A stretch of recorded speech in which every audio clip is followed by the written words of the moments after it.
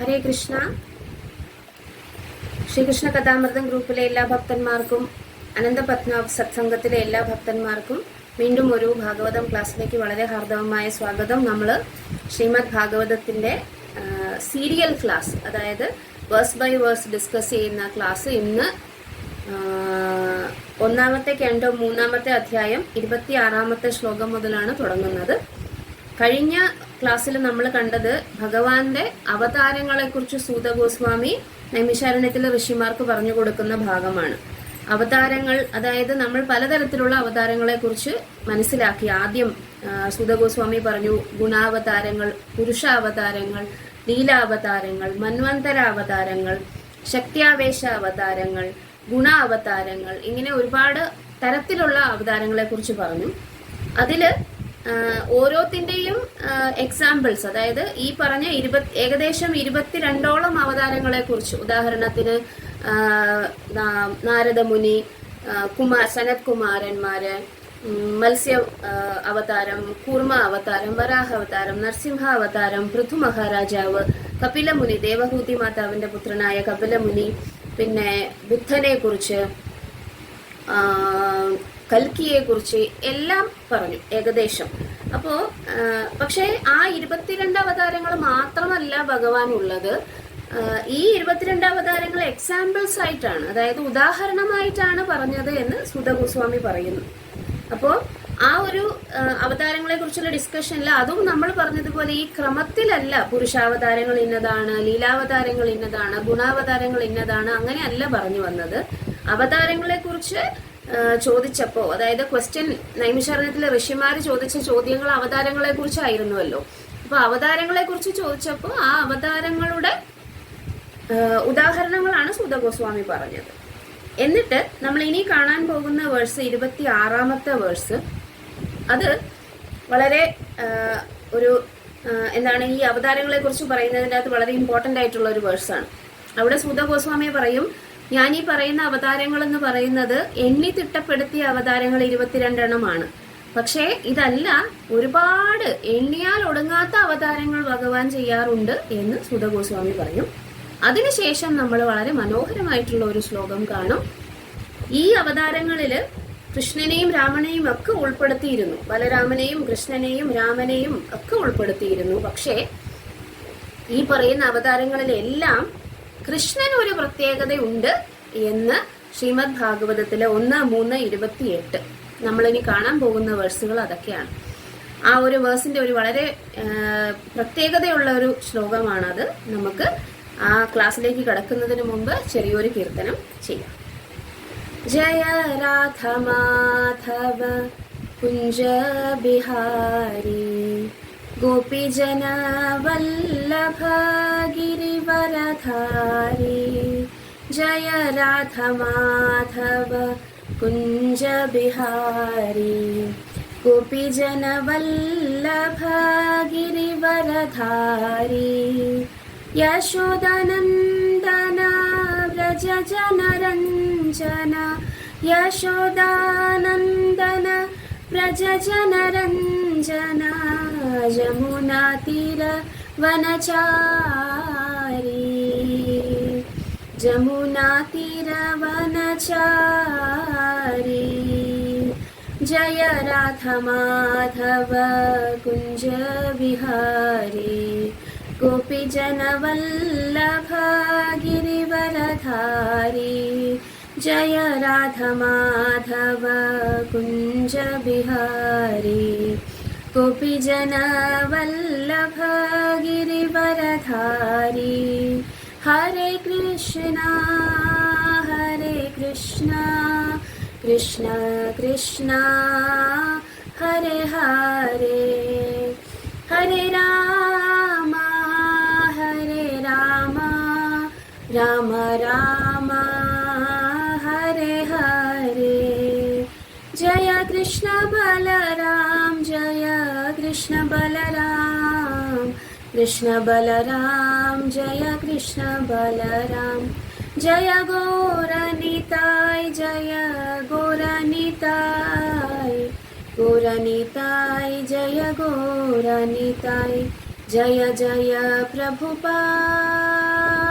प्रभुपाद प्रभुपाद जय जय प्रभुपाद जय जय गुरुदेव गुरुदेव गुरुदेव जय जय गुरुदेव। ओम नमो भगवते वासुदेवाय ओम नमो भगवते वासुदेवाय ओम नमो भगवते वासुदेवाय। नमो ओम विष्णुपादाय कृष्णप्रेष्ठाय भूतले श्रीमते भक्तिवेदांत स्वामिन्निति नामिने। नमस्ते सरस्वते देवे गौरवाणी प्रचारिणे निर्विशेष शून्यवादी पाश्चात्य देशतारिणे। जय श्री कृष्ण चैतन्य प्रभु नित्यानंद श्री अद्वैत गदाधरा श्रीवासादि गौर भक्तवृंद। हरे कृष्ण कृष्ण कृष्ण हरे हरे हरे राम राम राम हरे हरे। ഹരേ കൃഷ്ണ. 26ാമത്തെ ശ്ലോകത്തിൽ നിന്നാണ് നമ്മൾ ഇന്ന് തുടങ്ങുന്നത്. നമ്മൾ കഴിഞ്ഞ ക്ലാസ്സിൽ അവതാരങ്ങളെ കുറിച്ച് കേട്ടു. അപ്പോൾ 26ാമത്തെ ശ്ലോകം, 1-ാം അധ്യായം 3-ാമത്തെ ചാപ്റ്റർ 26ാമത്തെ ശ്ലോകം നമുക്കൊന്ന് വായിക്കാം. അവതാരാ ഹി അസംഖ്യേയ ഹരേ സത്വനിധേർദ്വിജഃ യഥാ വിദാസിന കുല്യ സരസസ്യു സഹസ്രശഃ. അവതാരാ ഹി അസംഖ്യേയ ഹരേ സത്വനിധേർദ്വിജഃ യഥാ വിദാസിന കുല്യ സരസസ്യു സഹസ്രശഃ. അവതാരാ ഹി അസംഖ്യേയ ഹരേ സത്വനിധേർദ്വിജഃ യഥാ വിദാസിന കുല്യ സരസസ്യു സഹസ്രശഃ. ഇത്രയും നേരം നമ്മൾ അവതാരങ്ങളെ കുറിച്ച് പറഞ്ഞു അല്ലെ. സൂത ഗോസ്വാമി പറയുകയാണ്, അല്ലയോ ദ്വിജ. ദ്വിജ എന്ന് പറഞ്ഞ ആരാണ്? അവിടെ കൂടിയിരിക്കുന്ന ബ്രാഹ്മണന്മാരെയാണ് സൂത ഗോസ്വാമി പറയുന്നത്. അവതാരാഹി അസംഖ്യേയ. അസംഖ്യ, സംഖ്യ എന്ന് പറഞ്ഞാൽ എന്താണ്? എണ്ണാൻ പറ്റുന്നത്. അസംഖ്യ എന്ന് പറഞ്ഞാൽ എന്താണ്? എണ്ണാൻ പറ്റാത്തത് അല്ലെ, അസംഖ്യമായത് എന്ന് നമ്മൾ പറയും. അപ്പോൾ അവതാരാഹി അസംഖ്യേയ. ഇത്രയും നേരവും ഞാനിവിടെ പറഞ്ഞിരിക്കുന്ന ഈ 22 അവതാരങ്ങൾ അല്ലയോ ബ്രാഹ്മണന്മാരെ, അതൊക്കെ എന്താണ്? വെറും ഉദാഹരണങ്ങൾ മാത്രമാണ്.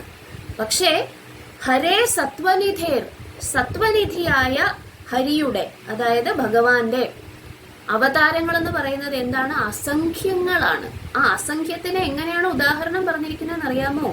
യഥാവിദാസിന കുല്യ സരസസ്യു സഹസ്രശഃ. എന്താണ്?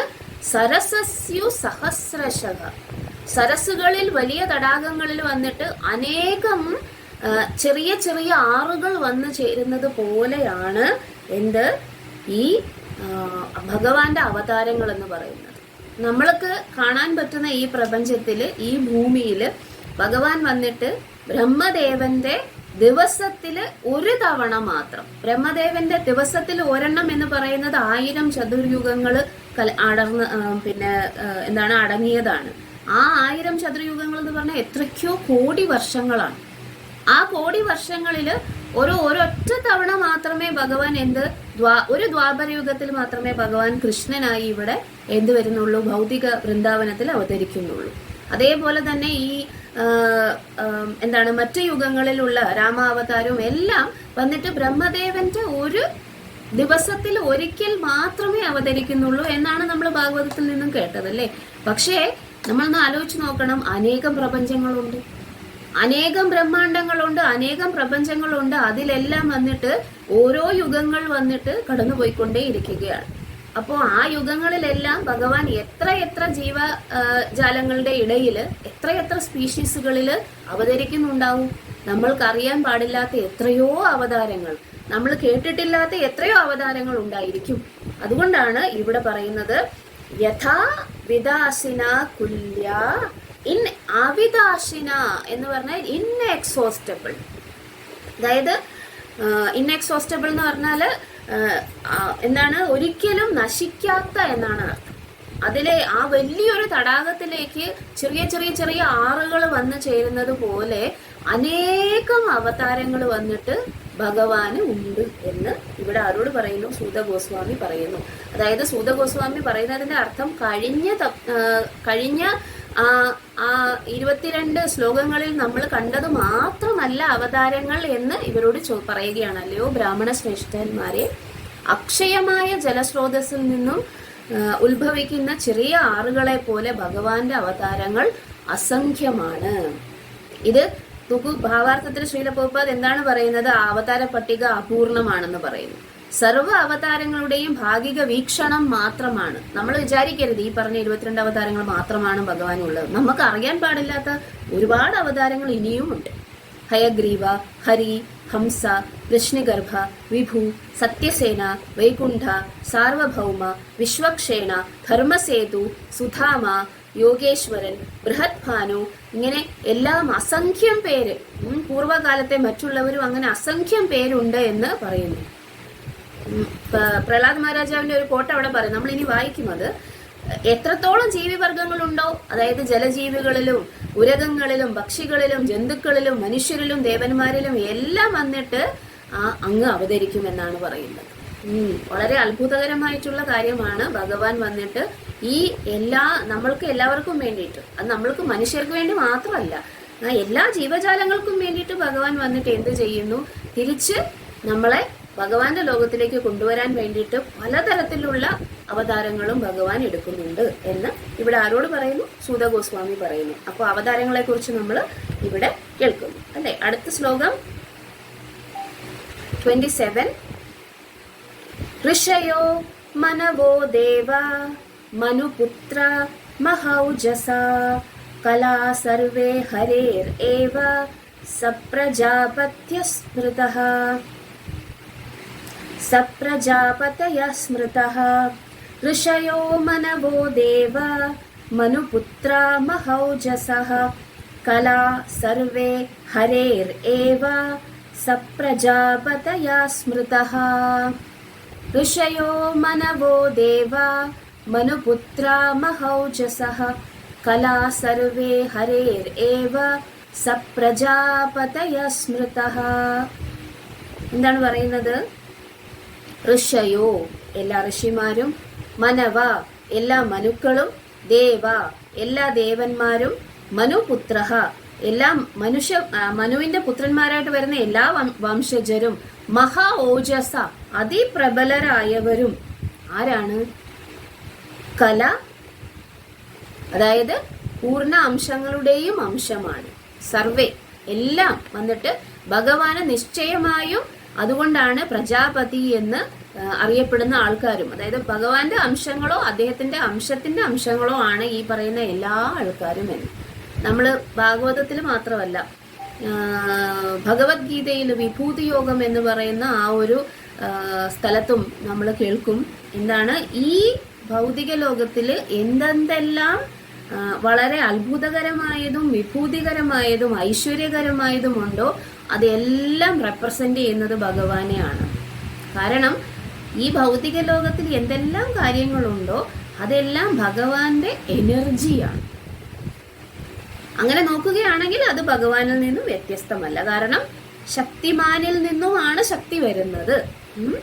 ഈ പറയുന്ന അവതാരങ്ങളെല്ലാം ഇവിടെ നമ്മൾ എന്തൊക്കെ ഋഷിമാരെ കാണുന്നുവോ, മനുക്കളെ കാണുന്നുവോ, മനുപുത്രന്മാരെ കാണുന്നുവോ, ദേവന്മാരെ കാണുന്നുവോ, ഓജസ്സുള്ള വളരെ അതിപ്രബലരായ എല്ലാവരും വന്നിട്ട് ആരെയാണ് റെപ്രസെന്റ് ചെയ്യുന്നത്? ഭഗവാനെയാണ് റെപ്രസെന്റ് ചെയ്യുന്നത്. കാരണം അതെല്ലാം ഭഗവാന്റെ അംശങ്ങളാണ്, അല്ലെങ്കിൽ അംശത്തിന്റെയും അംശങ്ങളാണ് എന്ന് പറയുന്നു. ഇനി ഇവിടെ എന്താണ് ശ്രീല പ്രഭുപാദ് വിഭൂതി എന്ന് പറയുന്ന ഒരു പദത്തെ കുറിച്ച് പറയുന്നുണ്ട്. താരതമ്യേന ശക്തി കുറഞ്ഞവരെ വിഭൂതികളെന്നും അതിപ്രബലരെ ആവേശ അവതാരങ്ങളെന്നും നമ്മൾ കേട്ടുല്ലേ. ശക്തിയാവേശ അവതാരങ്ങളെന്ന് കേട്ടു അല്ലെ. ഉദാഹരണത്തിന് എന്താണ്, നാരദ മഹർഷിയെ കുറിച്ച് പറയും ശക്തിയാവേശ അവതാരം എന്ന് പറയും. കാരണം അദ്ദേഹം വളരെ അത്ഭുതകരമായിട്ടുള്ള കാര്യങ്ങൾ ചെയ്യുന്ന വ്യക്തിയാണ് ഭഗവാന്റെ. പിന്നെ എന്താണ്, വിഭൂതി എന്ന് പറയുന്നത് ശക്തി കുറഞ്ഞത്, അതായത് ഭൗതിക ലോകത്തിൽ ഭഗവാനെ റെപ്രസെന്റ് ചെയ്യുന്നത്. ഇപ്പോ മൃഗങ്ങളിൽ ഞാൻ വന്നിട്ട് സിംഹമാകുന്നു എന്ന് പറയും.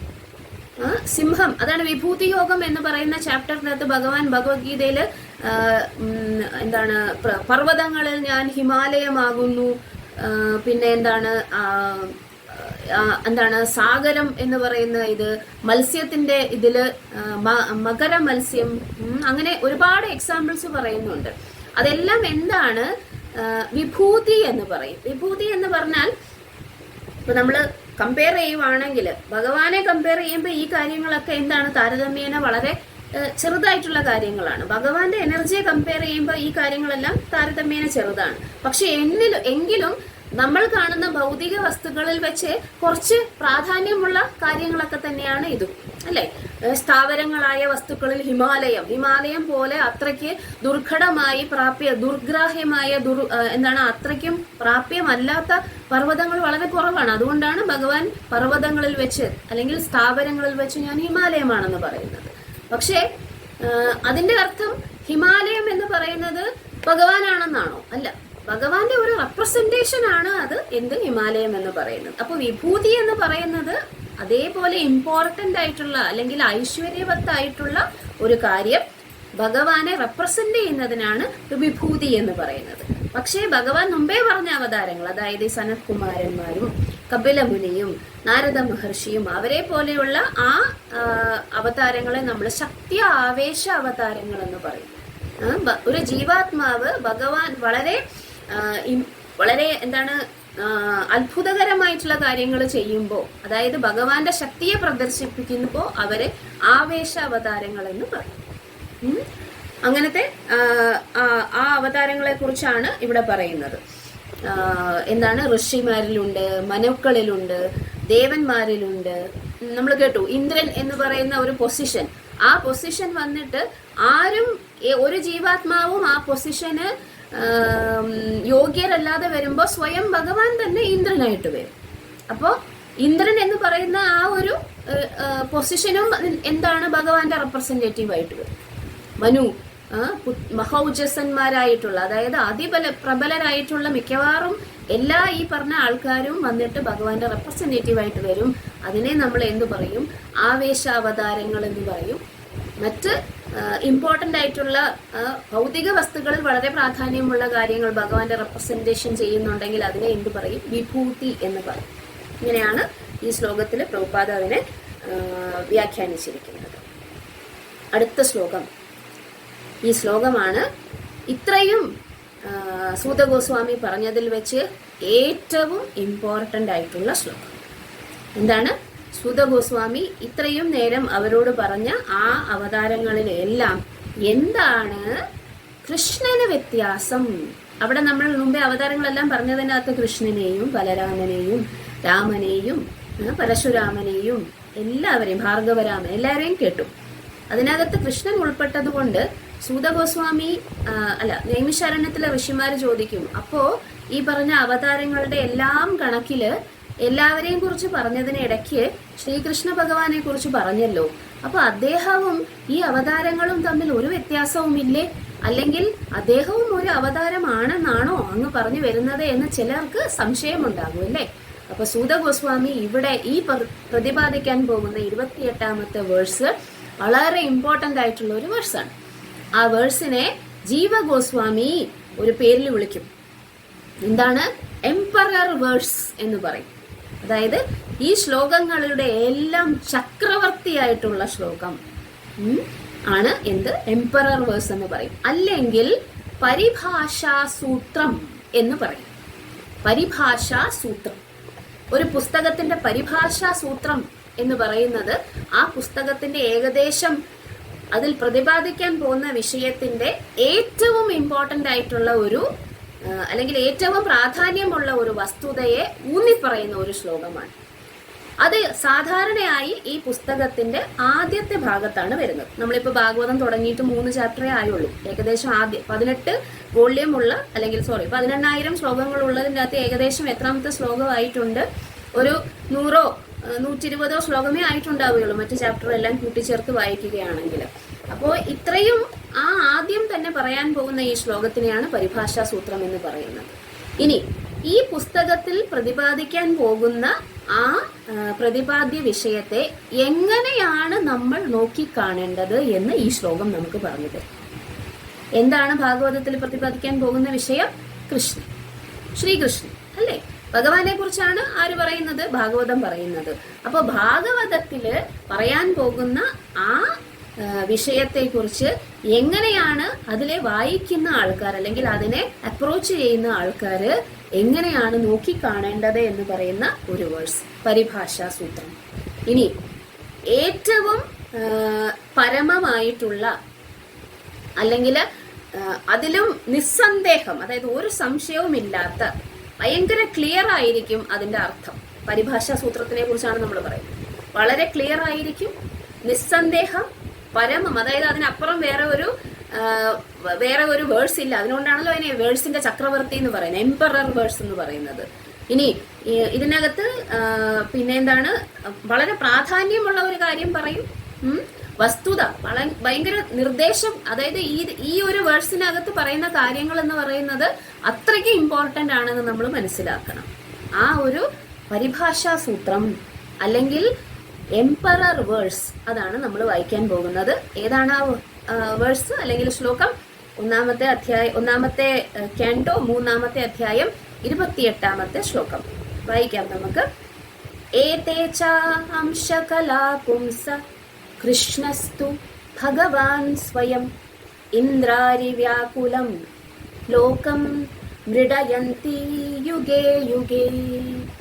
ഏതേ ച അംശകലാ പുംസ കൃഷ്ണസ്തു ഭഗവാൻ സ്വയം ഇന്ദ്രാരി വ്യാകുലം ലോകം മൃഡയന്തി യുഗേ യുഗേ. ഏതേ ച അംശകലാ പുംസ കൃഷ്ണസ്തു ഭഗവാൻ സ്വയം ഇന്ദ്രാരി വ്യാകുലം ലോകം മൃഡയന്തി യുഗേ യുഗേ. ഈ വാക്കിനെ ആരാണ് പരിഭാഷാ സൂത്രം എന്ന് വിളിച്ചതെന്ന് അറിയാമോ? ജീവഗോസ്വാമി. നമുക്കറിയാം വൈഷ്ണവർക്ക് ഏറ്റവും പ്രിയപ്പെട്ട ഗ്രന്ഥമാണ് എന്ത്? ഭാഗവതം. നമ്മൾ കേട്ടിട്ടുണ്ട് ഭാഗവതത്തിനെ കുറിച്ച് ചൈതന്യ മഹാപ്രഭു പറയുന്നത് എന്താണ്? വൈഷ്ണവർക്ക് ഏറ്റവും ഇഷ്ടപ്പെട്ട 5 കാര്യങ്ങളെ കുറിച്ച് നമ്മൾ ഭാഗവതത്തിന്റെ ആ ക്ലാസിന്റെ ആദ്യം തുടക്കത്തിൽ പറഞ്ഞു. ചൈതന്യ മഹാപ്രഭു പ്രമാണമായിട്ട് കണക്കാക്കുന്ന ഒരു പുസ്തകമാണ് എന്ത്? ശ്രീമദ് ഭാഗവതം. ശ്രീമദ് ഭാഗവതം പ്രമാണം, അമലം, തദ് വൈഷ്ണവാനാം പ്രിയം, അല്ലേ? ആരാധ്യോ ഭഗവാൻ വ്രജേശതനയസ് തത്ഥാമ വൃന്ദാവനം രമ്യാകാശിതുപാസന വ്രജവതു വർഗേണയാ കൽപ്പിത. ശ്രീമദ് ഭാഗവതം പ്രമാണം, അമലം, തത് വൈഷ്ണവാനാം പ്രിയം. അതാണ്. അപ്പോ അമലം പുരാണം എന്ന് പറയുന്ന ശ്രീമദ് ഭാഗവതം, പ്രമാണമായിട്ടുള്ള ശ്രീമദ് ഭാഗവതം എന്ന് പറയുന്നത് എന്താണെന്നറിയാമോ? സർവപ്രമാണാനാം ചക്രവർത്തി എന്ന് പറയും. ചക്രവർത്തി എന്ന് പറഞ്ഞാൽ എന്താണ്? അതിന്റെ കീഴിലെ ബാക്കിയുള്ളതെല്ലാം വരുവുള്ളൂ. അതുകൊണ്ടാണ് സർവപ്രമാണാനാം ചക്രവർത്തി എന്ന് പറഞ്ഞാൽ അതെന്താണ്? ശ്രീമദ് ഭാഗവതമാണ്. ഇനി ഈ ശ്രീമദ് ഭാഗവതത്തില് ഒരു ചക്രവർത്തിയും കൂടെ ഉണ്ട്. അതാരാണ്? ഈ 28-ാമത്തെ ശ്ലോകം, ഈ എംപറർ വേഴ്സ്. ശ്രീമദ് ഭാഗവതത്തിൽ എത്ര വേഴ്സുകളുണ്ട്? 18,000 ശ്ലോകങ്ങളുണ്ട്. ഈ 18,000 ശ്ലോകത്തിലും ഒരു അർത്ഥത്തിൽ അല്ലെങ്കിൽ ഇനിയൊരു അർത്ഥത്തിൽ എന്തിനെ കുറിച്ചാണ് പ്രതിപാദിക്കാൻ പോകുന്നത്? ശ്രീകൃഷ്ണ ഭഗവാനെ കുറിച്ചാണ് പ്രതിപാദിക്കാൻ പോകുന്നത്. ഇതിനെ എല്ലാത്തിനെയും ഒരു ആർമി അല്ലെങ്കിൽ ഒരു സേനയായിട്ട് എടുക്കുകയാണെങ്കിൽ അതിന്റെ ക്യാപ്റ്റൻ ആരാണ്? ഈ വേഴ്സാണ്. എന്താണ്? Emperor verse. അപ്പൊ നമുക്ക് വായിക്കാം ഒന്നും കൂടെ. ഏതേച്ച അംശകലാ പുംസ കൃഷ്ണസ്തു ഭഗവാൻ സ്വയം ഇന്ദ്രാരി വ്യാകുലം ലോകം മൃഡയന്തി യുഗേ യുഗേ. എന്താണ്? ഏതേച്ച. ഏതേച്ച എന്ന് പറഞ്ഞാൽ ഏതേ നമ്മൾ നേരത്തെ പറഞ്ഞിരുന്ന ഏത് ആ ശ്ലോകം അവതാരങ്ങളെ കുറിച്ച് സൂതഗോസ്വാമി പറഞ്ഞില്ലേ, അദ്ദേഹം അതിനെ കുറിച്ച് പറയുകയാണ്. ഏതേച്ച എന്താണ്? അംശ കല പുംസ. പുംസ എന്ന പരമദിവ്യോത്തമ പുരുഷൻ. പരമദിവ്യോത്തമ പുരുഷന്റെ അംശങ്ങളോ കല അതിന്റെയും അംശങ്ങളോ ആണ് എന്ത്? നേരത്തെ പറഞ്ഞിരിക്കുന്ന ആ അവതാരങ്ങളെല്ലാം. കൃഷ്ണ പക്ഷെ, കൃഷ്ണൻ തു പക്ഷേ അല്ലെങ്കിൽ എന്നാൽ കൃഷ്ണൻ അല്ലെങ്കിൽ പക്ഷേ കൃഷ്ണൻ എന്താണ്? ഭഗവാൻ സ്വയം പരമദിവ്യോത്തമ പുരുഷനായ ഭഗവാനാണ്. ഇന്ദ്ര ആരി, അതായത് ഇന്ദ്ര ആരി എന്ന് പറഞ്ഞു കഴിഞ്ഞാൽ ഇന്ദ്രവൈരികൾ എന്നാണ് ഇവിടെ പ്രതിപാദിച്ചിരിക്കുന്നതെങ്കിലും യൂഷ്വലി അതിനെ എത്തിസ്റ്റുകൾ എന്നാണ്, അതായത് അവിശ്വാസികൾ അല്ലെങ്കിൽ ഈശ്വരനെ എതിർക്കുന്നവർ. കാരണം ഇന്ദ്രനെ എതിർക്കുന്നവർ ആരാണ്? ഇന്ദ്രനെ എതിർക്കുന്നവർ. ദേവന്മാരെ എതിർക്കുന്നവർ ആരാണ്? അസുരന്മാർ. അവരുടെ പ്രത്യേകത എന്താണ്? ദേ ഡോണ്ട് കൺസിഡർ ദി അതായത് ഭഗവാന്റെ നിയന്ത്രണത്തിന് കീഴിൽ വരാൻ താല്പര്യമില്ലാത്ത ആൾക്കാരെയാണ് അസുരന്മാർ എന്ന് പറയുന്നത്.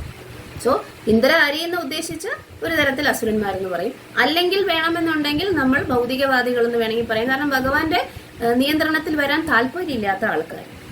ഇന്ദ്ര ആര്? വ്യാകുലം ലോകം. ഇവ ഇങ്ങനെയുള്ള ആൾക്കാരെ കൊണ്ട് ലോകം സർവഗ്രഹങ്ങളും, ഭൂമി മാത്രമല്ല എല്ലാ ഗ്രഹങ്ങളും വന്നിട്ട് എന്താകുന്നു? വ്യാകുലമാകുന്നു, വളരെ പ്രക്ഷുബ്ധമാകുമ്പോൾ അവരിൽ നിന്നും സംരക്ഷണം തരാൻ വേണ്ടിയിട്ട് മൃഡയന്തി യുഗേ യുഗേ, എല്ലാ യുഗങ്ങളിലും വ്യത്യസ്ത യുഗങ്ങളിലും ആരവതരിക്കുന്നു? ഭഗവാൻ അവതരിക്കുന്നു. ആര്? കൃഷ്ണസ്തു ഭഗവാൻ സ്വയം. അതാണ് ഇവിടുത്തെ ഏറ്റവും ഇമ്പോർട്ടന്റ് ആയിട്ടുള്ളവർ. ഈ തു എന്ന പദത്തിന്റെ അർത്ഥം അതാണ്. തു എന്ന് കഴിഞ്ഞാൽ കൃഷ്ണനെ ഈ പറഞ്ഞ അവതാരങ്ങളിൽ നിന്നും സെപ്പറേറ്റ് ചെയ്യുന്ന ക്യാരക്ടർ എന്താണ്? ഭഗവാൻ സ്വയം. സ്വയം ഭഗവാനാണ്. ഭഗവാൻ എന്ന് പറഞ്ഞാൽ എന്താണ്? ഷഡ് ഐശ്വര്യ പൂർണ്ണൻ എന്ന് പരാശര മുനിയുടെ ഡിസ്ക്രിപ്ഷൻ എന്ന് പറയും. ഷഡ് ഐശ്വര്യ പൂർണ്ണൻ എന്ന് പറഞ്ഞാൽ എന്താണ്? 6 ഐശ്വര്യങ്ങളും തികഞ്ഞ ആളെയാണ് ഭഗവാൻ എന്ന് വിളിക്കുന്നത്. ഐശ്വര്യസ്യ സമഗ്രസ്യ ധർമ്മസ്യ യശസ്സഃ ശ്രിയഃ ജ്ഞാനം വൈരാഗ്യം. ഈ 6 കാര്യങ്ങൾ, ഐശ്വര്യം, ധർമ്മം, സൗന്ദര്യം, ജ്ഞാനം, വൈരാഗ്യം, പിന്നെ സമ്പത്ത്, ഇത്രയും കാര്യങ്ങളെല്ലാം തികഞ്ഞ വ്യക്തിയെയാണ് ആരെന്ന് പറയുന്നത്?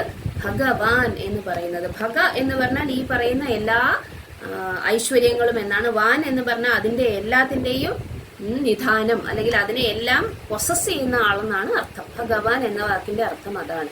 സോ അപ്പോ ഇവിടെ ജീവഗോസ്വാമി ഈ ഒരു വാക്കിനെ ഒരുപാട് വന്നിട്ട് അതിന് പല പുരാണങ്ങളിൽ നിന്നും സപ്പോർട്ടീവ് എവിഡൻസ്, അതായത് എന്താണ് ഇതിനെ പിന്താങ്ങാൻ വേണ്ടിയിട്ടുള്ള ആ ഒരു വസ്തുതകളെല്ലാം നിരത്തിക്കൊണ്ടാണ് ഭഗവാൻ വന്നിട്ട് പരമദിവ്യോത്തമ പുരുഷനാണ് എന്ന് സ്ഥാപിക്കുന്നത്. അതിനകത്ത് ഭഗവത്ഗീതയിൽ ഭഗവാൻ പറയുന്നുണ്ട് എന്താണ്? അഹം സർവസ്യ പ്രഭവ, എന്നിൽ നിന്നാണ് എല്ലാം ഉത്ഭവിക്കുന്നത് എന്നാര് പറയുന്നു? ഭഗവാൻ തന്നെയാണ് പറയുന്നത്. മത്ത പലതരം ന അന്യത്, എന്നിലല്ലാതെ വേറെ ഒന്നും നിലനിൽക്കുന്നില്ല എന്ന് ആര് പറയുന്നു? ഭഗവാൻ പറയുന്നു. ഇതെല്ലാം ആര് പറയുന്നു? ഭഗവത്ഗീതയിൽ സ്വയം ഭഗവാൻ തന്നെ പറയും. പിന്നെ ഭാഗവതത്തിലും ഈ പ്രകാരം ഒരുപാട് ശ്ലോകങ്ങൾ വന്നിട്ടുണ്ട്. ഭാഗവതത്തിൽ മാത്രമല്ല വേറെ പല പുരാണങ്ങളിൽ നിന്നും അദ്ദേഹം ഉദ്ധരിക്കുന്നുണ്ട്. ആരോ ജീവഗോസ്വാമി ഉദ്ധരിച്ചുകൊണ്ടാണ് ഈ തരത്തിലുള്ള ഈ വേഴ്സിനെ, അതായത് ഏതേച്ച അംശകല പുംസ കൃഷ്ണസ്തു ഭഗവാൻ സ്വയം ഇന്ദ്രാരി വ്യാകുലം ലോകം മൃഡയന്തി യുഗേ യുഗേ എന്നത് ഈ 18,000 അല്ലെങ്കിൽ 18,000 ശ്ലോകങ്ങളുടെ ചക്രവർത്തിയാണ് എന്ന് പറയുന്നത്. കാരണം എന്താണ്? അതിൽ പ്രതിപാദിച്ചിരിക്കുന്ന ആൾ ഭഗവാൻ സ്വയം, സ്വയം ഭഗവാൻ. അതാണ് അവിടെ ഇമ്പോർട്ടന്റ് ആയിട്ടുള്ള വാക്ക്.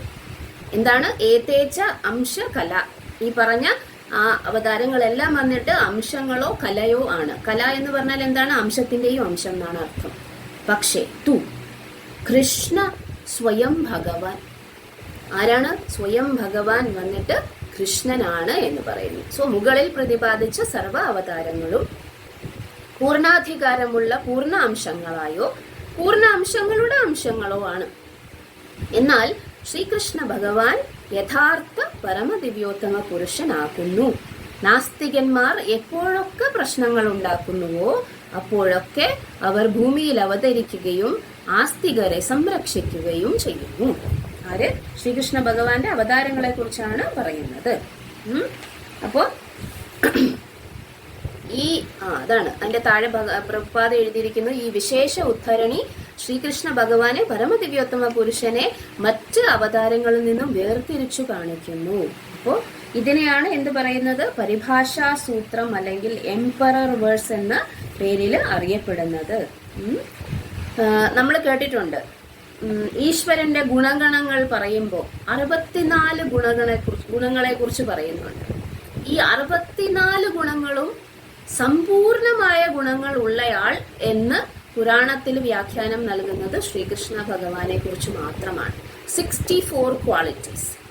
ഈവൻ നാരായണൻ അല്ലെങ്കിൽ വിഷ്ണു, അദ്ദേഹത്തിന് ഉള്ള ഗുണങ്ങളുടെ എണ്ണം നോക്കുകയാണെങ്കിൽ ആചാര്യന്മാർ പറയുന്നത് 60, അതായത് ഏറ്റവും 64നോട് ഏറ്റവും അടുത്ത് നിൽക്കുന്ന ഈ 60 ക്വാളിറ്റീസ് എന്ന് പറയുന്നത് എന്താണ്? വിഷ്ണുവിനുണ്ട്. ജീവജാലങ്ങൾക്ക്, അതായത് സാധാരണ ജീവജാലങ്ങൾക്കൊക്കെ 50ഓ അതിൽ താഴെയോ ഗുണങ്ങൾ മാത്രമേ കിട്ടുകയുള്ളൂ. കാരണം ഈശ്വരനുള്ള എല്ലാ ഗുണങ്ങളും വന്നിട്ട് ഒരു ജീവജാലത്തിന് ഉണ്ടാവുകയില്ല, അല്ലെങ്കിൽ ഒരു ജീവാത്മാവിന് ഉണ്ടാവുകയില്ല. എല്ലാ ലിവിങ് എന്റിറ്റീസും, ഈവൻ ദേവന്മാർ ഉൾപ്പെടെയുള്ള എല്ലാ ലിവിങ് എന്റിറ്റീസിനും യൂഷ്വലി ഏറ്റവും ടോപ്പ് മോസ്റ്റ് ആയിട്ടുള്ള ലിവിങ് എന്റിറ്റീസിന് ഏകദേശം 50 ഗുണങ്ങൾ അല്ലെങ്കിൽ 50 ക്വാളിറ്റീസ് മാത്രമേ കാണുകയുള്ളൂ. എത്രയാണ് ഏറ്റവും പൂർണ്ണം? 64 എന്ന് പറയും. ഈ 64ന്റെ അകത്ത് 60 വന്നിട്ട് ശ്രീമൻ നാരായണനുണ്ട്. അതിലും സെപ്പറേറ്റ് ആയിട്ടുള്ള 4 ശ്രീകൃഷ്ണ ഭഗവാന് മാത്രമേ ഉള്ളൂ. ഇത് നമ്മൾ കേട്ടിട്ടുണ്ട് അല്ലെ? എന്താണ് ആ 4 ഗുണങ്ങൾ എന്ന് പറയുന്നത്? വേണു മാധുര്യ, അതായത് അതിനകത്ത് സെപ്പറേറ്റ് ഫ്രം വിഷ്ണു, ഭഗവാനും വിഷ്ണുവും തമ്മിലുള്ള വ്യത്യാസം എന്താണ്? അദ്ദേഹത്തിന്റെ വേണു മാധുര്യം, അതായത് വളരെ മനോഹരമായിട്ടുള്ള വേണുഗാനം പൊഴിക്കാൻ അങ്ങനെ ഉള്ള ലീലകളൊക്കെ ആരാണ് ചെയ്തിരിക്കുന്നത്? ശ്രീകൃഷ്ണ ഭഗവാനാണ് ചെയ്തിരിക്കുന്നത്. പിന്നെ ഉള്ളത് ലീലാ മാധുര്യ, ലീല, വളരെ വിശേഷപ്പെട്ട പാസ്റ്റൈംസ്, ലീലകളാണ് ഭഗവാൻ വന്നിട്ട് ചെയ്തിരിക്കുന്നത്. നാരായണന്റെ ലീലകളെക്കാൾ കൂടുതൽ ശ്രീകൃഷ്ണ ഭഗവാന്റെ ലീലകളെ കുറിച്ചാണ് എന്ത് ഡിസ്കസ് ചെയ്യുന്നത്? ഭക്തന്മാർ വന്നിട്ട് ഡിസ്കസ് ചെയ്യുന്നത്. അപ്പൊ ലീലാ മാധുര്യം എന്ന് പറയും. ഇനിയുള്ളത് രൂപമാധുര്യം. ശ്രീമൻ നാരായണന്റെ രൂപം മധുരമല്ല എന്നല്ല പറഞ്ഞു വരുന്നത്, പക്ഷേ അതിനേക്കാൾ ഏറെ ഭക്തന്മാർ ആരാധിക്കുന്നത്, അല്ലെങ്കിൽ അതിനേക്കാൾ ഏറെ ഭക്തന്മാർ വന്നിട്ട് കാണാൻ ആഗ്രഹിക്കുന്നത് ശ്യാമസുന്ദരനായിട്ടുള്ള ഭഗവാന്റെ രൂപമാണ്. ഇത് നമ്മൾ പറയുന്നതല്ല, ഇത് ആചാര്യന്മാർ പറയുന്നതാണ്. ഇനി ഒന്നും കൂടിയുണ്ട്, ഭക്തന്മാരോടുള്ള ക്രയവിക്രയങ്ങൾ 5 വിധത്തിൽ, പ്രൈമറി 5 വിധത്തിലുള്ള ക്രയവിക്രയങ്ങൾ: വാത്സല്യം, സഖ്യം, മാധുര്യം, ശാന്തം, ദാസ്യം, ഇങ്ങനെ 5 തരത്തിലുള്ള മെയിൻ വന്നിട്ട് ക്രയവിക്രയങ്ങളും അതിന്റെ സബ്സെറ്റ് ആയിട്ട് വരുന്ന ഒരുപാട് തരത്തിലുള്ള രസങ്ങളും വന്നിട്ട് ആരിൽ മാത്രമേ കാണുന്നുള്ളൂ? ശ്രീകൃഷ്ണ ഭഗവാനിൽ മാത്രമേ കാണുന്നുള്ളൂ. ശ്രീമൻ നാരായണൻ ഒരിക്കലും വാത്സല്യ രസത്തില് ഭക്തന്മാർ ശ്രീമൻ നാരായണനെ ആരാധിക്കാറില്ല. വളരെയധികം റെവറൻസ് അല്ലെങ്കിൽ എന്താണ് താണു വീണ് എങ്ങനെയാണ് ആ ഒരു ഭയഭക്തി ബഹുമാനത്തോടെ മാത്രമേ ആരെ ആരാധിക്കുകയുള്ളൂ? വിഷ്ണു. കാരണം അദ്ദേഹം വന്നിട്ട് ഒരു ലക്ഷ്മി നാരായണ വർഷിപ്പ് എന്ന് പറയുന്നത് അത്രയ്ക്ക് ഓപ്പുലന്റ് ആണ്. ഭയങ്കര എന്താണ്, വളരെ ശ്രദ്ധിച്ച് അങ്ങനെ ആ സൂക്ഷ്മമായിട്ടുള്ള കാര്യങ്ങളെല്ലാം വന്നിട്ട് ആൾക്കാർ നിരീക്ഷിച്ചിട്ടാണ് അങ്ങനത്തെ വർഷിപ്പ് ചെയ്യുന്നത്. കാരണം അത്രയ്ക്ക് ആരാധ്യനായിട്ടുള്ള വ്യക്തിയാണ്. പക്ഷെ ഗോസ്വാമിമാര് ഭഗവാനെ വർഷിപ്പ് ചെയ്യുന്നത് കണ്ടിട്ടുണ്ടോ? ഗോസ്വാമിമാരെന്ന് പറയുന്നത് ഭഗവാനെ വാത്സല്യത്തോടുകൂടി അല്ലെങ്കിൽ ആ ഒരു രസത്തിൽ പ്രേമഭക്തിയോടുകൂടി വർഷിപ്പ് ചെയ്യുന്ന ആൾക്കാരാണ്. അവരെങ്ങനെയാണ് കൃഷ്ണന്റെ വിഗ്രഹം, രാധാരമൺ വിഗ്രഹം, കുഞ്ഞ് ചെറിയ വിഗ്രഹങ്ങൾ ഗോസ്വാമിമാരുടെ കയ്യിലുണ്ട്. സനാതന ഗോസ്വാമിയുടെയും ഒക്കെ കയ്യിലുണ്ടായിരുന്ന കുഞ്ഞു കുഞ്ഞു വിഗ്രഹങ്ങളുണ്ട്. അവർ വന്നിട്ട് ഈ പ്രകാരം വസ്ത്രങ്ങളും ആഭരണങ്ങളും അതും ഇതും ഒന്നും കൊടുക്കാൻ അവർക്ക് പറ്റുകയില്ല. കാരണം ഗോസ്വാമിമാർ വന്നിട്ട് ഉഞ്ചവൃത്തി അല്ലെങ്കിൽ ഭിക്ഷ യാചിച്ചുകൊണ്ട് പിന്നെ ജീവിതം പുലർത്തുന്ന വ്യക്തികളാണ്. കാരണം അവരുടെ എല്ലാ കാര്യങ്ങളും അവർ ഭഗവാന് വേണ്ടി ഒഴിഞ്ഞു വെച്ചു. കയ്യിൽ ഒരു ഭിക്ഷാപാത്രവും അരയിൽ ഒരു ലോയിൻ ക്ലോത്തും മാത്രമാണ് ഗോസ്വാമിമാരുടെ ആകെയുള്ള സമ്പാദ്യം. എന്ത് കിട്ടുന്നോ അത് ഭക്ഷിക്കും, എവിടെ രാത്രി ചിലവഴിക്കുന്നുവോ ആ മരത്തിന്റെ ചുവട്ടിൽ കിടക്കും. പക്ഷെ ഭഗവാനെ കുറിച്ച് വർണ്ണിക്കുകയും ഭഗവാനെ കുറിച്ച് അനേകം കൃതികൾ എഴുതുകയും ഒക്കെ ചെയ്തു. ആ ഗോസ്വാമിമാരിൽ ഒരാളുടെ കയ്യിൽ ഒരു കുഞ്ഞു വിഗ്രഹം ഉണ്ടായിരുന്നു. ആ വിഗ്രഹത്തിന് ഗോസ്വാമിമാർ കൊടുക്കുന്നത് എന്താണ്? ഉപ്പിടാത്ത ചപ്പാത്തി. അതായത് അതേ അവർക്ക് കിട്ടുന്നുള്ളൂ, അത് മാത്രമേ കൊടുക്കുന്നുള്ളൂ. നോക്കൂ, ശ്രീമൻ നാരായണന് അങ്ങനെയുള്ള ഓഫറിങ് കൊടുത്തു കഴിഞ്ഞിട്ടുണ്ടെങ്കിൽ എന്തായിരിക്കും അവസ്ഥ? അതാണ് പറയുന്നത്. ഭക്തന്മാരെ എന്താണോ ഭഗവാൻ വന്നിട്ട് ഭാവഗ്രാഹി എന്നാണ് പറയുന്നത്. ഗോസ്വാമിമാരുടെ ഭാവമാണ്, അല്ലെങ്കിൽ ഗോസ്വാമിമാരുടെ ആ സ്നേഹവും പ്രേമവും ഒക്കെയാണ് ഭഗവാൻ സ്വീകരിക്കുന്നത്. ഉപ്പിടാത്ത ചപ്പാത്തി കിട്ടിയാലും ഭഗവാൻ തൃപ്തനായിക്കൊള്ളും. ഭക്തന്മാരോടുള്ള ക്രയവിക്രയങ്ങളിൽ വന്നിട്ട് വളരെയധികം ലീലകൾ നമ്മൾ കേൾക്കുന്നുണ്ട് ഭഗവാനെ കുറിച്ച്. ശ്രീമൻ നാരായണൻ പക്ഷെ അങ്ങനെ വാത്സല്യ രസത്തിൽ ആരും ശ്രീമൻ നാരായണനെ ആരാധിക്കുന്നതായിട്ട് നമുക്ക് അറിയില്ല. ശ്രീമൻ നാരായണന്റെ അച്ഛനും അമ്മയും ഉണ്ടോ? ഇല്ല.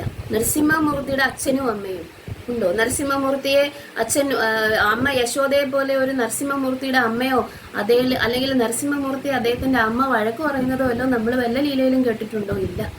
പക്ഷെ യശോദമയ്യ കൃഷ്ണനെ ചെവിക്ക് പിടിക്കുന്നതും യശോദമയ്യ കൃഷ്ണനെ ഉരലിൽ ബന്ധിക്കുന്നതും യശോദമയ്യ ഗോപിമാരെല്ലാം മോര് തരാം പാല് തരാം എന്നൊക്കെ പറഞ്ഞ് ശ്രീകൃഷ്ണ ഭഗവാനെ കൊണ്ട് നൃത്തം ചെയ്യിപ്പിക്കുന്നതും ഒക്കെ നമ്മൾ കേൾക്കാറുണ്ട്. അതാണ് ഭക്തമാധുര്യം അല്ലെങ്കിൽ ഭക്തവാത്സല്യം എന്ന് പറയുന്നത്. അത് ഭഗവാന് മാത്രം അവകാശപ്പെട്ട ഒരു ഗുണമാണ്. ഈ 60 ക്വാളിറ്റീസ് ശ്രീമൻ നാരായണൻ ഉണ്ടെങ്കിലും 4 ക്വാളിറ്റീസ് ശ്രീമൻ നാരായണനിൽ നിന്നും കൃഷ്ണനെ വ്യത്യസ്തനാക്കുന്നുണ്ട്. അതുകൊണ്ട് തന്നെയാണ് അദ്ദേഹത്തെ സ്വയം ഭഗവാൻ എന്ന് പറയുന്നത്. അതാണ് ഈ എംപറർ വേഴ്സിന്റെ അർത്ഥം. എംപറർ വേഴ്സ് എന്ന് പറയുന്നത് ഒരുപാട് വ്യാഖ്യാനങ്ങൾ കൊടുത്തിട്ടുള്ള ഒരു വാക്കാണ്. ഇത് ഇതിനകത്ത് എല്ലാ അർത്ഥങ്ങളും ഏതൊക്കെ സ്ക്രിപ്റ്റേഴ്സിൽ നിന്നാണ് ജീവഗോസ്വാമി കോട്ട് ചെയ്തിരിക്കുന്നത് ഇതെല്ലാം എക്സ്പ്ലെയിൻ ചെയ്തിട്ടുണ്ട്. പക്ഷെ നമ്മളുടെ ഒരു പ്രതിപാദ്യ അല്ലെങ്കിൽ ആ ഒരു ഇതിനിടയ്ക്ക് ഇതെല്ലാം വിശദീകരിക്കുക വളരെ അതൊരു അസംഭവ്യമായിട്ടുള്ള ഒരു കാര്യമാണ്. എന്താണ് നമ്മൾ മനസ്സിലാക്കേണ്ടത്? എന്താണ് സർവപ്രമാണാനാം ചക്രവർത്തി ശ്രീമദ് ഭാഗവതം, പ്രമാണം അമലം യത് വൈഷ്ണവാനാം പ്രിയം. അങ്ങനെയുള്ള ശ്രീമദ് ഭാഗവതത്തില് 1ാമത്തെ ക്യാൻറ്റോയിലും 3ാമത്തെ അധ്യായത്തിൽ വരുന്ന 28ാമത്തെ ശ്ലോകത്തിനെ എന്തു പറയും? പരിഭാഷാ സൂത്രം എന്ന് പറയും, അല്ലെങ്കിൽ എംപറർ വേഴ്സ്, ചക്രവർത്തി. ഈ ശ്ലോകങ്ങളുടെ എല്ലാം ചക്രവർത്തി എന്ന് പറയും. എന്തുകൊണ്ട് പറയും? ഇതിനകത്ത് പ്രതിപാദിച്ചിരിക്കുന്ന ശ്രീമദ് ഭാഗവതത്തിൽ പ്രതിപാദിച്ചിരിക്കുന്ന ആ ഭഗവാനെ കുറിച്ച് വളരെ ഇമ്പോർട്ടന്റ് വസ്തുനിഷ്ഠവും നിസ്സന്ദേഹവും പരമവുമായിട്ടുള്ള ഒരു സത്യത്തെയാണ് ഇവിടെ ആ വേഴ്സിൽ ആര് പറഞ്ഞിരിക്കുന്നത്? സൂത ഗോസ്വാമി പറഞ്ഞിരിക്കുന്നത്. ഇത് ഈ ഫുൾ പുസ്തകത്തിനെയും അതായത് ശ്രീമദ് ഭാഗവതത്തിനെ നമ്മൾ അപ്രോച്ച് ചെയ്യുമ്പോൾ ഇത് മനസ്സിൽ വെച്ചുകൊണ്ട് വേണം ഈ ശ്രീമദ് ഭാഗവതത്തിനെ നമ്മൾ അപ്രോച്ച് ചെയ്യാൻ. കാരണം ഇപ്പൊ നമ്മൾ പ്രതിപാദിച്ചിരിക്കുന്ന ഏതേച്ച അംശകലാ പുംസ, ഈ പറഞ്ഞിരിക്കുന്ന അവതാരങ്ങളെല്ലാം വന്നിട്ട് അംശങ്ങളോ കലകളോ ആണ്. കൃഷ്ണസ്തു ഭഗവാൻ സ്വയം. നമ്മൾ വായിക്കാൻ പോകുന്ന ശ്രീമദ് ഭാഗവതത്തിലെ പ്രതിപാദ്യ വിഷയമായ ഭഗവാൻ കൃഷ്ണൻ എന്ന് പറയുന്നത് ആരാണ്? സ്വയം പരമദിവ്യോത്തമ പുരുഷനാണ്. അങ്ങനെയാണ് പരിഭാഷാ സൂത്രത്തെ നമ്മൾ മനസ്സിലാക്കേണ്ടത്. എനിക്ക് തോന്നുന്നു എല്ലാവർക്കും മനസ്സിലായിരിക്കും എന്ന് തോന്നുന്നു. നമുക്ക് അടുത്ത ശ്ലോകത്തിലേക്ക് കടക്കാം. 29ാമത്തെ ശ്ലോകം. ജന്മഗുഹ്യം ഭഗവതോ യ ഏതത് പ്രയതോ നരഃ സായം പ്രാതർ ഗൃണൻ ഭക്ത്യാ ദുഃഖഗ്രാമാത് വിമുച്യത്തെ. ജന്മഗുഹ്യം ഭഗവതോ യ ഏതത് പ്രയതോ നരഃ സായം പ്രാതർ ഗൃണൻ ഭക്ത്യാ ദുഃഖഗ്രാമാത് വിമുച്യത്തെ. ജന്മഗുഹ്യം ഭഗവതോ യ ഏതത് പ്രയതോ നരഃ സായം പ്രാതർ ഗൃണൻ ഭക്ത്യാ ദുഃഖഗ്രാമാത് വിമുച്യത്തെ. ഇത് ഈ പറഞ്ഞ അവതാരങ്ങളെ കുറിച്ചൊക്കെ പറഞ്ഞില്ലേ സൂതഗോസ്വാമി, അതിന്റെ ഫലശ്രുതിയാണ്. ഫലശ്രുതി എന്ന് പറഞ്ഞാൽ എന്താണ്? ഈ പറഞ്ഞ ഒരു കാര്യങ്ങളെ കുറിച്ച് പറഞ്ഞു. ഈ പറയുന്ന കാര്യങ്ങളൊക്കെ നമ്മൾ കേട്ട് മനസ്സിലാക്കിയാൽ നമ്മൾക്ക് എന്താണ് കിട്ടാൻ പോകുന്നത്? അതാണ് ഫലശ്രുതി. ഫലശ്രുതി വന്നിട്ട് ഒരു അധ്യായത്തിന്റെ അവസാനത്തിൽ വരാം, ഒരു ചാപ്റ്ററിന്റെ അവസാനത്തിൽ വരാം, അല്ലെങ്കിൽ ഒരു പാർട്ടിന്റെ അവസാനത്തിൽ വരാം. ഇവിടെ ഈ അവതാരങ്ങളെ കുറിച്ച് പറഞ്ഞ ആ പാർട്ടിന്റെ അവസാനത്തില് സൂതഗോസ്വാമി പറയുന്നു ജന്മഗുഹ്യം ഭഗവതോ. അതായത് ഭഗവാന്റെ, ആരാണ് ഭഗവാൻ? കൃഷ്ണസ്തു ഭഗവാൻ സ്വയം. ഭഗവാന്റെ ജന്മം, ഭഗവാൻ ആരാണ്? അജനാണ്, അതായത് ജന്മമില്ലാത്തവനാണ്. അങ്ങനെയുള്ള ഭഗവാൻ എങ്ങനെയാണ് ജനിക്കുന്നത്? ഗുഹ്യം, വളരെ പരമമായിട്ടുള്ള രഹസ്യമാണ്, അല്ലേ?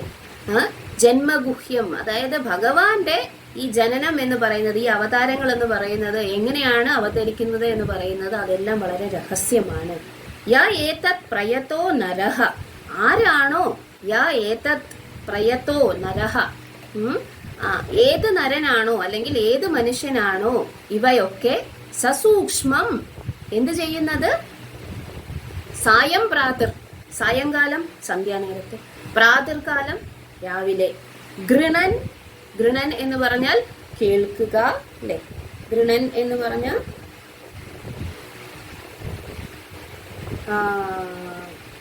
സായം പ്രാത ഗൃണൻ, അതെ റിസൈറ്റ് ചെയ്യുക, അതെ ചൊല്ലുക എന്നാണ് ഗൃണൻ എന്ന് പറഞ്ഞാൽ. ഭക്തിയ, ഭക്തിയ എന്ന് പറഞ്ഞാൽ ഭക്തിയോടുകൂടി ചെയ്യുന്നത്. എന്താണ് ഇപ്പൊ നമ്മൾ പറഞ്ഞത്, ജന്മഗുഹ്യം ഭഗവതോ, ഭഗവാന്റെ ജന്മം എന്ന് പറയുന്നത്, അതായത് ഈ അവതാരങ്ങൾ എന്ന് പറയുന്നത് എങ്ങനെയാണ് വരുന്നത്, അതൊക്കെ ഗുഹ്യമാണ് അല്ലെങ്കിൽ പരമരഹസ്യമാണ്. യാ ഏതത് പ്രയതോ നരഹ, പക്ഷെ ഈ പറഞ്ഞ കാര്യങ്ങളെല്ലാം ഏത് മനുഷ്യനാണോ സായംകാലത്തും അതിരാവിലെയും അല്ലെങ്കിൽ രാവിലെയും വന്നിട്ട് ഭക്തിയോടുകൂടി റിസൈറ്റ് ചെയ്യുന്നത്, എന്ത് സംഭവിക്കും അയാൾക്ക്, ദുഃഖഗ്രാമാത് വിമുച്യത്തെ. ദുഃഖഗ്രാമാത് എന്ന് പറഞ്ഞാൽ എല്ലാ തരത്തിലുമുള്ള ദുഃഖങ്ങളിൽ നിന്നും വിമുച്യത്തെ, ഗെറ്റ്സ് റിലീഫ് അല്ലെങ്കിൽ സ്വതന്ത്രനാകുന്നു. So whoever carefully recites the mysterious appearances of the Lord with devotion in the morning and in the evening gets relief from all miseries of life. ആരാണോ ഭക്തിയോടെ പ്രഭാത സായാഹ്ന വേളകളിൽ അതീവ ശ്രദ്ധയോടെ ഭഗവാന്റെ നിഗൂഢ അവതാരങ്ങളെ കുറിച്ച് കീർത്തിക്കുന്നത്, അവന് ജീവിതത്തിന്റെ സർവ്വക്ലേശങ്ങളിൽ നിന്നും മോചനം ലഭിക്കും.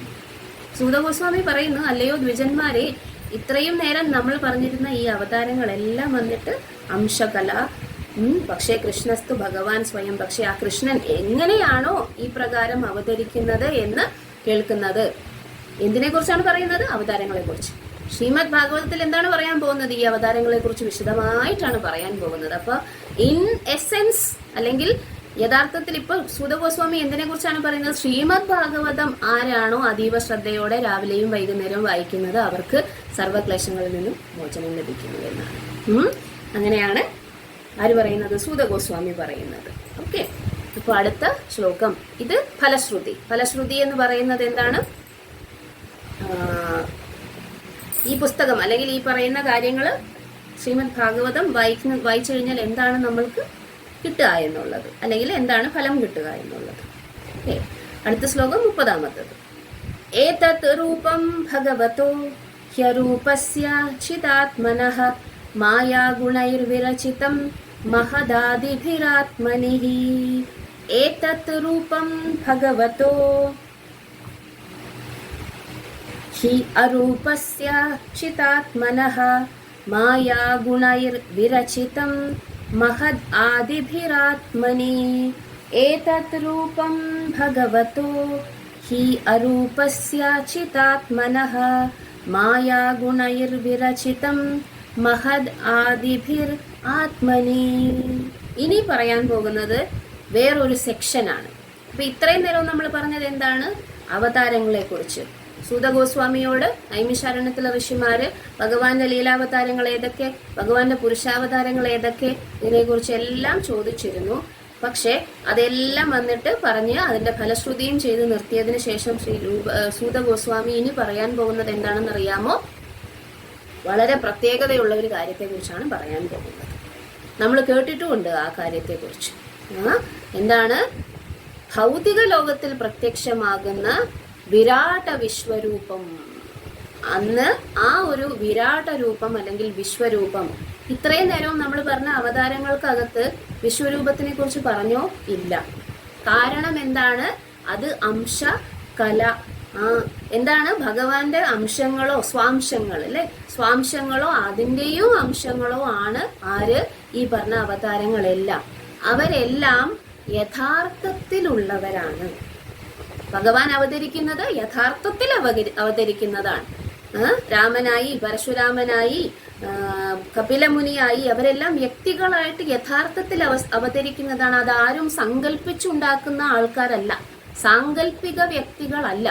ബ്രഹ്മദേവന്റെ 4 പുത്രന്മാർ സനത്കുമാരന്മാർ എന്ന് പറയുന്നത് യഥാർത്ഥത്തിലുള്ള വ്യക്തികളാണ്, അവർ സാങ്കല്പികമായിട്ടുള്ള വ്യക്തികളല്ല. അവരെല്ലാം ആരാണ്? യഥാർത്ഥത്തിലുള്ള വ്യക്തികളാണ്. പക്ഷെ ഇപ്പൊ നമ്മൾ പറയാൻ പോകുന്നത് എന്താണ്? വിരാട്ട വിശ്വരൂപം. രണ്ടു തരം, വിരാട് രൂപം, വിശ്വരൂപം, ഇങ്ങനെ രണ്ട് രൂപത്തെ കുറിച്ച് പറയുന്നു. ഏതത് രൂപം ഭഗവതോ അരൂപസ്യ ചിതാത്മനഃ. ഇത് നമ്മൾക്ക് വളരെ കൺഫ്യൂഷൻ ഉണ്ടാക്കുന്ന ഒരു വാക്കാണ്. അരൂപസ്യ. അരൂപസ്യ എന്ന് പറഞ്ഞാൽ എന്താണ്? രൂപമില്ലാത്ത. അപ്പൊ നമ്മൾ ആകെ കൺഫ്യൂസ്ഡ് ആയി പോകും. എന്താണ് പറഞ്ഞു വരുന്നത്? ഭഗവാന് രൂപമില്ല. ഇതെന്താണ് മായാവാദികൾ പറയുന്നത് പോലെ, അല്ലെങ്കിൽ ബ്രഹ്മവാദികൾ പറയുന്നത് പോലെ ഭഗവാൻ എന്ന് പറയുന്നത് ഒരു ലൈറ്റാണ്, ഭഗവാൻ എന്ന് പറയുന്നത് വെളിച്ചമാണ്, ഭഗവാൻ എന്ന് പറയുന്നത് ശക്തിയാണ് എന്നൊക്കെ പറയുന്നുണ്ട്. അതുപോലെയാണോ ഈ അരൂപ എന്ന് പറയുന്നത്? നോക്കൂ, അവിടെ ശീലപ്രഭുപാദ് നമ്മളുടെ കൺഫ്യൂഷൻ മാറ്റാൻ വേണ്ടി എന്താണ് എഴുതിയേക്കുന്നത്? അരൂപസ്യ എന്ന് പറഞ്ഞാൽ ഭൗതിക രൂപമില്ലാത്ത എന്നാണ് അർത്ഥം. നമ്മളുടെ ശരീരം അല്ലെ, നമ്മൾ എന്ന ജീവാത്മാവിന് കിട്ടിയിരിക്കുന്ന ഈ ശരീരം എന്ന് പറയുന്നത് എന്താണ്? നമുക്ക് രൂപമുണ്ട്. ഞാനൊരു സ്ത്രീയാണ്. എൻ്റെ കൈയും കാലും കണ്ണും മൂക്കും ഒക്കെ ഇങ്ങനെയാണ് ഇരിക്കുന്നത്. ഇതെല്ലാം എന്താണ്? നമുക്ക് കാണാൻ പറ്റുന്ന രൂപമാണ്. ഇതാണ് ഭൗതികം. അതായത് 5 ഭൂതങ്ങൾ, പഞ്ചഭൂതങ്ങൾ, ഭൂമി, ആകാശം, വായു, അഗ്നി, ജലം എന്ന് പറയുന്ന 5 പഞ്ചഭൂതങ്ങളെ കൊണ്ടും ഇനി 3 സട്ടിൽ എലമെന്റ്സിനെ കൊണ്ട്, മനസ്സ്, ബുദ്ധി, മിഥ്യാഹങ്കാരം, ഈ 8 തരത്തിലുള്ള മൂലകങ്ങളെ കൊണ്ട് നിർമ്മിച്ചിരിക്കുന്ന, പഞ്ചഭൂതങ്ങളെ കൊണ്ട് നിർമ്മിച്ചിരിക്കുന്ന ഈ കാണാൻ പറ്റുന്ന ശരീരത്തിനെയാണ് നമ്മൾ എന്ത് പറയുന്നത്? ഗ്രോസ് ബോഡി, അല്ലെങ്കിൽ സ്ഥൂല ശരീരം, കണ്ണുകൊണ്ട് കാണാൻ പറ്റുന്ന ശരീരം എന്ന് പറയുന്നത്. ഇനി ഇതിന്റെ ഉള്ളില് വീണ്ടും ഒരു സാധനമുണ്ട്. എന്ത്? സൂക്ഷ്മ ശരീരം. അത് കാണാൻ പറ്റൂല. മനസ്സ്, ബുദ്ധി, ഈഗോ, മൈൻഡ്, ഇന്റലിജൻസ്, ഈഗോ, മനസ്സ്, ബുദ്ധി, മിഥ്യാഹങ്കാരം എന്ന് ട്രാൻസ്ലേറ്റ് ചെയ്യും. അതിന്റെയും അതാരാണ്? ഈ 2 കവറിങ്ങും എന്താണ്? നമ്മൾ എന്ന ആ സ്പിരിറ്റ് അല്ലെങ്കിൽ ആത്മാവിനെ കവർ ചെയ്തിരിക്കുന്ന ഭൗതിക മൂലകങ്ങളാണ്. ഈ ഭൗതിക മൂലകങ്ങൾ എന്ന് പറയുന്നത് ഭഗവാനുമായിട്ട് യാതൊരു ബന്ധവുമില്ല. അരൂപസ്യ എന്ന് പറഞ്ഞാൽ എനിക്കുള്ള ഈ ശരീരം, മനസ്സ്, ബുദ്ധി, മിഥ്യാഹങ്കാരം, ഭഗവാന്റെ ശരീരം, ഇത് തമ്മിൽ ഒരു ബന്ധവുമില്ല. അതെന്താണ്? ചിത്താത്മനഃ. നോക്കൂ, ഏതത് രൂപം ഭഗവതോ ഹി അരൂപസ്യ ചിത്താത്മനഃ. എന്താണ് ചിത്താത്മനഃ? ചിത്താത്മനഃ സർവ അതിശായിയായ എന്നാണ് പറയുന്നത്. അല്ലെങ്കിൽ ചിത്താത്മനഃ എന്നിവിടെ എഴുതിയിരിക്കുന്നത് ഓഫ് ദി ട്രാൻസെൻഡൻസ്, അതീന്ദ്രിയമായ എന്നാണ് അതിന്റെ അർത്ഥം. സോ ഭഗവാൻ ആരാണ്? ഭഗവാൻ അരൂപി എന്ന് പറയുന്നതിന് അർത്ഥം എന്താണ്? ഭൗതിക രൂപമില്ല എന്നുള്ളതാണ് അർത്ഥം. ഭഗവാന് രൂപമില്ല എന്ന് പറഞ്ഞാൽ ഭഗവാൻ ലൈറ്റ് ആണ്, അല്ലെങ്കിൽ ഭഗവാൻ ശക്തിയാണ്, ഭഗവാന് ഈ പറയുന്ന ഒരു രൂപമില്ല എന്ന് പറയുന്നതിന്റെ അർത്ഥം പ്രഭുപാദിയുടെ വളരെ വ്യക്തമായിട്ട് നമ്മൾക്ക് കൺഫ്യൂഷൻ ഉണ്ടാവാതിരിക്കാൻ വേണ്ടി, മായാവാദ അല്ല നമ്മൾ പറയുന്നത്. അരൂപസ്യ എന്ന് പറഞ്ഞാൽ ഭൗതിക രൂപം, നമ്മളെ പോലെയുള്ള ഭൗതിക രൂപം ഇല്ല എന്നാണ് പറയുന്നത്. 3 ഗുണങ്ങളുടെയും ബന്ധനത്തിൽപ്പെട്ട് ഉഴലുന്ന ഭൗതിക സാഗരത്തിൽ കിടക്കുന്ന നമ്മൾ, സത്വഗുണത്തിലും രജോ ഗുണത്തിലും തമോ ഗുണത്തിലും വെച്ചിട്ട് ഓരോ കാര്യങ്ങളും ചെയ്യുന്ന നമ്മളുടെ അസുഖം വരുന്ന ഈ ശരീരം, വേദനിക്കുന്ന ശരീരം, മുറിവുണ്ടാകുന്ന ശരീരം, ബ്ലീഡ് ചെയ്യുന്ന ശരീരം, വയസ്സാകുന്ന ശരീരം, ഇങ്ങനെയുള്ള ശരീരം അല്ല ഭഗവാന്റേത്. എന്താണ്? ചിതാത്മന, ട്രാൻസെൻഡൻസ്, അതീന്ദ്രിയമായിട്ടുള്ളതാണ്. മായാ ഗുണൈ വിരചിതം മഹദാദിഭി ആത്മനിഹി. എന്താണ്? മായാ ഗുണൈർ വിരചിതം. മായാ ഗുണൈർ, മായ ആരാണ്? ഭൗതിക ശക്തി അല്ലെങ്കിൽ മായാശക്തി.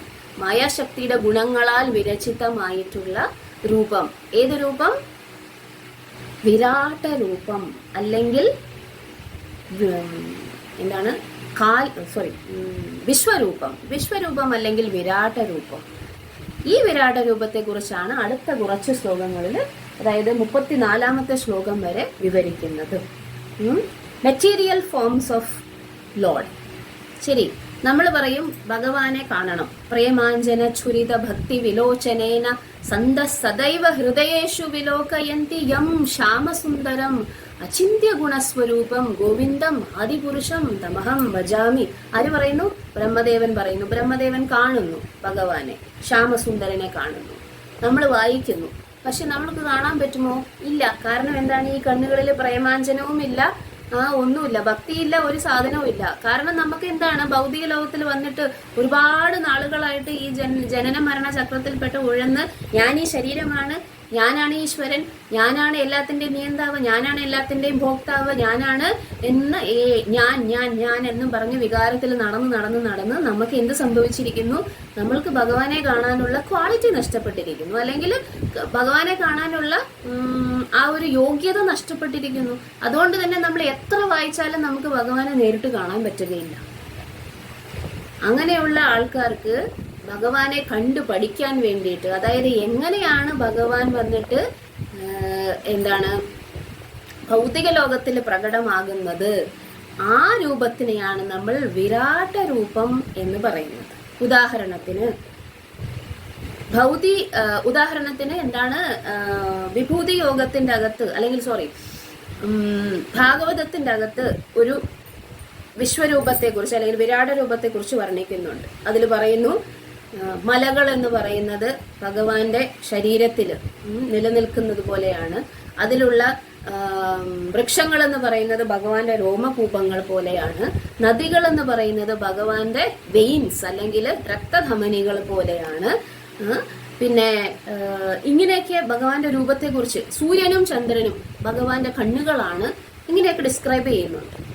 ഇത് എന്തിനാണ് അങ്ങനെ ഡിസ്ക്രൈബ് ചെയ്യുന്നതെന്ന് വെച്ചാൽ, നമുക്ക് സുന്ദരനായ ഭഗവാനെ കാണാനുള്ള ആത്മീയമായിട്ടുള്ള നോളജ് അല്ലെങ്കിൽ അറിവോ അല്ലെങ്കിൽ അങ്ങനെയുള്ള ഒരു കണ്ണോ ഇല്ല.